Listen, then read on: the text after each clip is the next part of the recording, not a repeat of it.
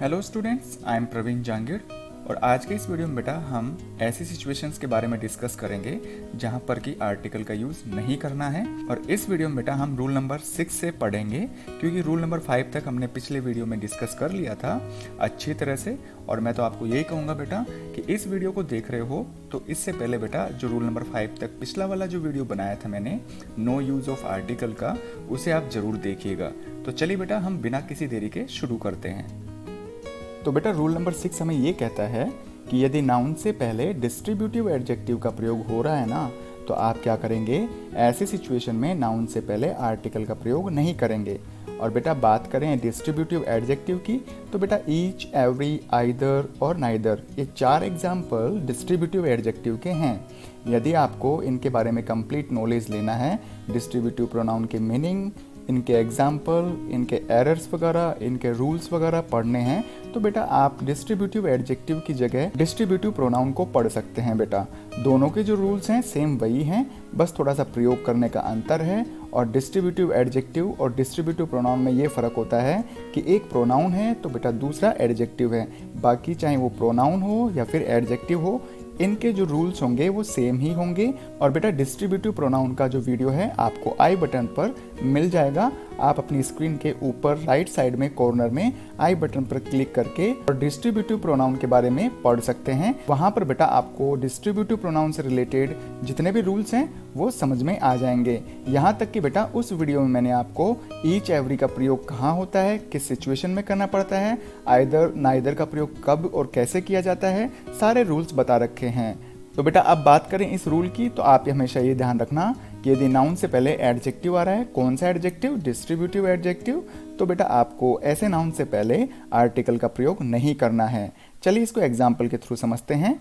First example है each a girl is an intelligent student. तो बेटा देखिए यहाँ पे गर्ल है, एक नाउन है, और नाउन से पहले बेटा आपको पता है ईच एक डिस्ट्रीब्यूटिव एडजेक्टिव के रूप में यहाँ पे प्रयोग किया गया है। इसलिए बेटा आपको यहाँ पर नाउन से पहले ए का प्रयोग नहीं करना चाहिए था, और आपने यहाँ पे इस सेंटेंस में ए का प्रयोग कर दिया, इसलिए बेटा ये पूरा सेंटेंस रॉन्ग हो गया। तो बेटा ये सेंटेंस कुछ इस तरह से होना चाहिए था, each girl is an intelligent student. इसी तरह से सेकंड एग्जाम्पल को देखें तो यहाँ पे है बेटा every the room was well decorated. तो बेटा कहने का मतलब यहाँ पे ये है कि जो रूम है एक नाउन है, नाउन से पहले डिस्ट्रीब्यूटिव एडजेक्टिव का प्रयोग किया गया है। ऐसी स्थिति में बेटा हमें नाउन से पहले कभी भी आर्टिकल का प्रयोग नहीं करना है। तो यहाँ पर भी बेटा मैंने द, जो कि एक आर्टिकल है, इसका प्रयोग कर दिया है। इस वजह से बेटा ये सेकेंड सेंटेंस गलत हो गया है। और सही सेंटेंस क्या होना चाहिए बेटा, आप मुझे कमेंट करके जरूर बताइएगा।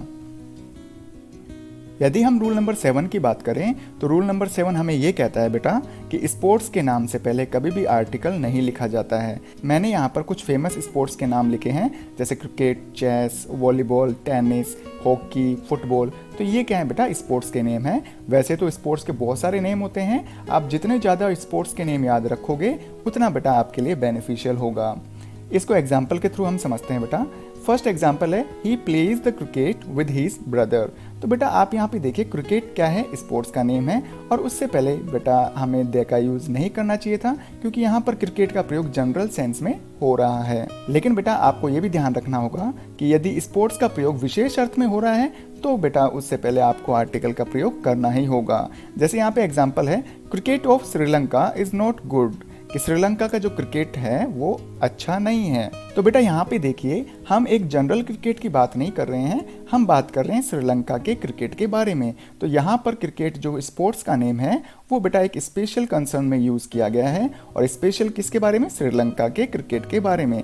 तो बेटा सेंटेंस कुछ इस तरह से होना चाहिए था, the cricket of Sri Lanka is not good. ठीक इसी तरह से बेटा रूल नंबर 8 की बात करें तो आप हमेशा ध्यान रखिएगा कि जो भी आप मील दिन में लेते हैं या रात में लेते हैं, उनके नाम से पहले भी बेटा हम आर्टिकल का प्रयोग नहीं करते हैं। मैंने यहाँ पर कुछ मील्स के नाम लिखे हैं, जैसे ब्रेकफास्ट, लंच, डिनर, सपर। तो बेटा ये सुपर नहीं है, ध्यान रखना, ये है सपर। सपर का मतलब होता है रात्रिकालीन अंतिम भोजन। तो बेटा इसको एग्जाम्पल के थ्रू हम समझते हैं। माई मदर सेड, मेरी माता जी ने कहा, द ब्रेकफास्ट इज रेडी। तो बेटा यहाँ पर ब्रेकफास्ट क्या है, मील का नाम है, और उससे पहले हम किसी भी प्रकार के आर्टिकल का प्रयोग नहीं करते हैं। क्योंकि मैंने यहाँ पे आर्टिकल का प्रयोग कर दिया तो बेटा ये सेंटेंस गलत हो गया। माफ़ी चाहता हूँ बेटा, मैं यहाँ पर क्रॉस का साइन नहीं लगा पाया, लेकिन मैंने आपको ये चीज़ समझा दी है।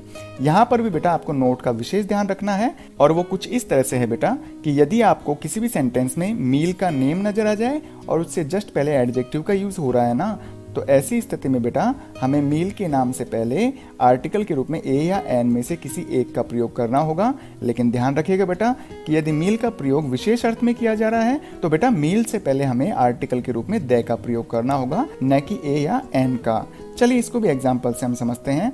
फर्स्ट एग्जाम्पल है बेटा, he gave you the good dinner. तो बेटा आपको पता होना चाहिए यहाँ पे कि डिनर क्या है, मील का नाम है, इससे पहले एडजेक्टिव आ गया गुड। गुड क्या होता है बेटा, एडजेक्टिव होता है। आप चिंता न करें बेटा, जब भी हम एडजेक्टिव के बारे में पढ़ेंगे ना तो आपको एडजेक्टिव के जितने भी सारे एग्जाम्पल हैं वो सारी चीज़ें बता दी जाएंगी। एडजेक्टिव के बारे में आपको विस्तृत रूप से नॉलेज दिया जाएगा, जिस तरह से बेटा हम आज तक आपको हर टॉपिक के बारे में डिटेल से जानकारी दे रहे हैं, ठीक उसी तरह से एडजेक्टिव की बारी आएगी तो बेटा एडजेक्टिव के बारे में भी आपको मैं डिटेल से बताऊंगा।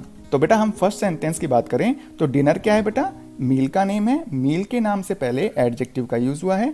यदि एडजेक्टिव मील के नाम से पहले आए तो बेटा आपको आवश्यकता अनुसार ए या एन का प्रयोग करने के लिए कहा था, जबकि मैंने यहाँ पे दे का प्रयोग कर दिया, तो बेटा ये सेंटेंस रॉन्ग हो गया। सेकेंड एग्जाम्पल है बेटा, the lunch offered by my niece was so delicious, कि मेरी भतीजी के द्वारा जो मुझे लंच दिया गया था वो बहुत ही स्वादिष्ट था बेटा।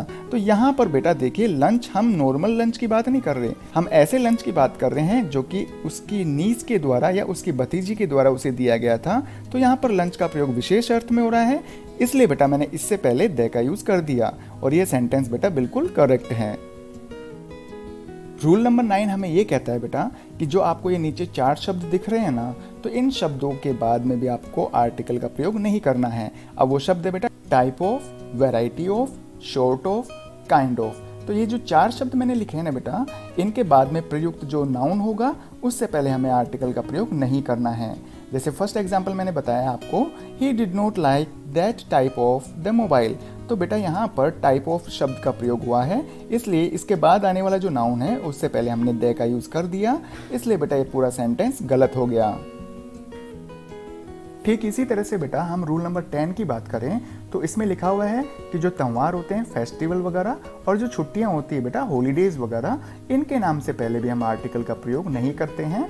एग्जाम्पल में हम देखें तो यहाँ लिखा हुआ है वी एंजॉयड द दिवाली। तो बेटा दिवाली एक फेस्टिवल का नाम है, इससे पहले हमें दे का यूज नहीं करना चाहिए था, जबकि हमने यहाँ पे दे का यूज कर दिया है बेटा, इसलिए ये पूरा सेंटेंस गलत हो गया। यहाँ पे बेटा आपको विशेष चीज का ध्यान रखना है कि अगर आप फेस्टिवल्स या किसी भी प्रकार का जो हॉलीडे है उसका प्रयोग विशेष अर्थ में करते हो तो बेटा आपको उससे पहले आर्टिकल का प्रयोग करना होगा। जैसे फर्स्ट एग्जांपल है, Christmas of last year was pleasant for me. तो बेटा पिछले साल का जो क्रिसमस था वो मेरे लिए बहुत ही सुहावना, बहुत ही अच्छा साबित हुआ। तो बेटा यहाँ पर हम क्रिसमस जनरल सेंस में बात नहीं कर रहे हैं, एक स्पेशल तरीके से बात कर रहे हैं कि भाई जो क्रिसमस है वो कौन से साल का, पिछले साल का। तो बेटा यहाँ पर एक जनरल क्रिसमस की बात नहीं है, एक विशेष जो क्रिसमस था जो कि पिछले साल का था, वो जो क्रिसमस है बेटा वो मेरे लिए प्लीजेंट था। तो बेटा यहाँ पर क्रिसमस का जो यूज है विशेष अर्थ में हुआ है, इसलिए बेटा यहाँ पर हमें दे का यूज करना चाहिए था। क्योंकि हमने दे का यूज नहीं किया इसलिए बेटा ये पूरा सेंटेंस गलत हो गया। ये सेंटेंस बेटा कुछ इस तरह से होना चाहिए था, the Christmas of last year was pleasant for me. तो उम्मीद है बेटा आपको इस वीडियो में नो यूज ऑफ आर्टिकल के रूल नंबर 6 से लेकर रूल नंबर 10 तक के जितने भी रूल्स थे बेटा आपको समझ में आ गए होंगे। यदि वीडियो अच्छा लगा है तो बेटा इसे लाइक करिए, अपने फ्रेंड्स में इसको शेयर करना न भूलिए। यदि आप चाहते हैं इसी तरह के वीडियोस आपके मोबाइल पर सबसे पहले पहुंचे तो इसके लिए बेटा आप मेरा चैनल सब्सक्राइब कर सकते हैं। थैंक यू बेटा।